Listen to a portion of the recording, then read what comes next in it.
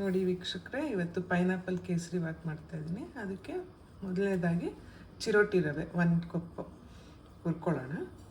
Low ಫ್ಲೇಮಲ್ಲಿ ಹುರ್ಕೊಬೇಕು.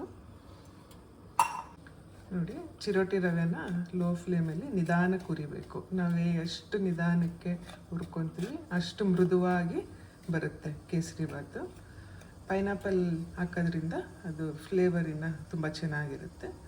ಇದು ಒಂದು 3/4 ಭಾಗ ಹುರಿದಾದ್ಮೇಲೆ ಲಾಸ್ಟಲ್ಲಿ ತುಪ್ಪ ಹಾಕ್ಕೊಬೇಕು. ಮೊದಲಿಗೆ ತುಪ್ಪ ಹಾಕ್ಕೊಂಡು ಹುರಿ ಕುಡಿದು ನೋಡಿ, ಚಿರೋಟಿ ರವೆ 3/4 ಭಾಗ ಆಗಿದೆ.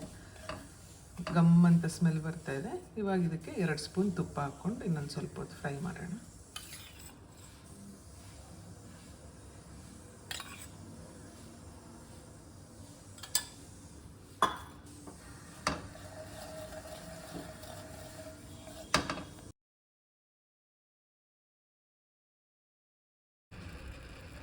ಇವಾಗ ಮೊದಲಿಗೆ ಗೋಡಂಬಿ ದ್ರಾಕ್ಷಿ ಎಲ್ಲ ಹುರ್ಕೊಳ್ಳೋಣ. ಅದಕ್ಕೆ ಸ್ವಲ್ಪ ತುಪ್ಪ ಹಾಕ್ಕೊಡ್ತೇನೆ. ಇದು ಹುರ್ಕೊಂಡು ಎತ್ತಿಟ್ಕೊಂಡ್ಬಿಡೋಣ. ಒಂದೆರಡು ಲವಂಗನೂ ಹಾಕೊಳ್ಳೋಣ, ಫ್ಲೇವರ್ ಚೆನ್ನಾಗಿರುತ್ತೆ.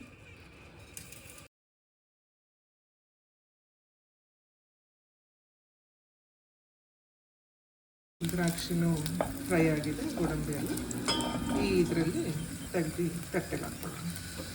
ನೋಡಿ, ಇವಾಗ ಇದೇ ಪಾತ್ರೆಯಲ್ಲಿ ಫ್ರೈ ಮಾಡ್ಕೊಂಡಿದ್ನಲ್ಲ, ಅದಕ್ಕೇ 1 ಲೋಟ, ಈ ಮೆಷರ್ಮೆಂಟ್ ಲೋಟಲ್ಲಿ ನಾನು ರವೆ ತೊಗೊಂಡಿದ್ದೆ ಅಲ್ವಾ, ಇದರಲ್ಲಿ ನಾನು 3/4 ಸಕ್ಕರೆ ಹಾಕ್ಕೊತಾ ಇದ್ದೀನಿ.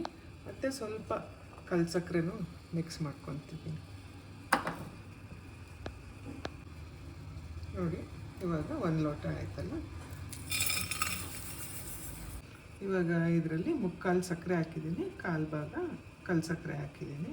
ಅದೇನಕ್ಕೆ ಅಂದರೆ ಕಲ್ ಸಕ್ಕರೆ ನಾನು ಕಲರ್ ತೊಗೊಂಡಿದ್ದೀನಿ. ಅವಾಗ ನಾನು ಬೇರೆ ಕಲರ್ ಹಾಕೋದಿಲ್ಲ, ಇದೇ ಕಲರು ಬರುತ್ತೆ. ಆಮೇಲೆ ಒಂದು ಸ್ವಲ್ಪ ಕೇಸರಿ ಹಾಕ್ತೀನಿ ಅಷ್ಟೇ. ನೋಡಿ, ಇದೇ ಲೋಟದಲ್ಲಿ 2.5 ಅಷ್ಟು ನೀರು ಹಾಕ್ಕೊತಿದ್ದೀನಿ. ನೀರು ಚೆನ್ನಾಗಿ ಕುದ್ಮೇಲೆ ರವೆ ಹಾಕ್ಕೊಳ್ಳೋಣ. ಸ್ವಲ್ಪ ಎಣ್ಣೆ ಹಾಕ್ಕೊಬೇಕು. ಅಂದರೆ 2 ಲೋಟ ಆಗಿದೆ, ಈಗ 2.5 ಆಯಿತು. ಹಾಗೆ ಒಂದು ಸ್ವಲ್ಪ ಎಣ್ಣೆ ಹಾಕ್ಕೊತೀನಿ ಅಷ್ಟು, 2 ಚಮಚ ಅಷ್ಟು. ನೋಡಿ ಸ್ನೇಹಿತರೆ, ಇವಾಗ ನಾನು ಈ ಪೈನಾಪಲ್ ಪೀಸಸ್ ಕಟ್ ಮಾಡಿ ಇಟ್ಕೊಂಡಿದ್ದೀನಿ. ಇದನ್ನು 2 ಚಮಚ ಅಷ್ಟು ಹಾಕೋಣ. ಈಗ ಕೆಲವರು ಪೈನಾಪಲ್ನ ರುಬ್ಬಿಟ್ಟು ಹಾಕ್ಕೊತಾರೆ, ಆದರೆ ನಮ್ಗೆ ಬಾಯಿ ಕ್ರಂಚಿಯಾಗಿ ಸಿಕ್ಕಲಿ ಅಂದ್ಬಿಟ್ಟು ಈ ರೀತಿ ಕಟ್ ಪೀಸಸ್ ಹಾಕ್ಕೊತಾ ಇದ್ದೀನಿ. ನೋಡಿ, ಚಿರೋಟಿ ರವೆ ಸಣ್ಣ ಉರಿಲಿ ಹುರಿದಿರೋದ್ರಿಂದ ಮರಳಾಗಿ ಎಷ್ಟು ಚೆನ್ನಾಗಿ ಇದೆ. ಆವಾಗ ಕೇಸರಿ ಬಾತ್ ಮೃದುವಾಗಿ ಬರುತ್ತೆ. ಈಗ ನೀರು ಕುದೀತಾ ಇದೆ. ರವೆನ ನಿಧಾನಕ್ಕೆ ಮಿಕ್ಸ್ ಮಾಡಿ. ಈ ಹಂತದಲ್ಲಿ ಇವಾಗ ನಾವು 2 ಸ್ಪೂನು ತುಪ್ಪ ಹಾಕ್ಕೊಳ್ಳೋಣ. ಕೆಲವರು ಸಕ್ಕರೆನ ರವೆ ಎಲ್ಲ ಅರ್ಧ ಬೆಂದ ಮೇಲೆ ಹಾಕ್ಕೊತಾರೆ, ಆದರೆ ನಾನು ರವೆನ ಹುರಿದಿರೋದ್ರಿಂದ ಸಕ್ಕರೆನ ಮತ್ತು ನೀರನ್ನ ಎರಡೂ ಮುಂಚೆನೇ ಮಿಕ್ಸ್ ಮಾಡ್ಕೊಂಡು ಹಾಕ್ಕೊಂಡಿದ್ದೀನಿ. ಈಗ ಹಾಲಲ್ಲಿ ನೆನೆಸಿಟ್ಟಿರೋಂಥ ಕೇಸರಿನ ಹಾಕ್ಕೊತಾ ಇದ್ದೀನಿ.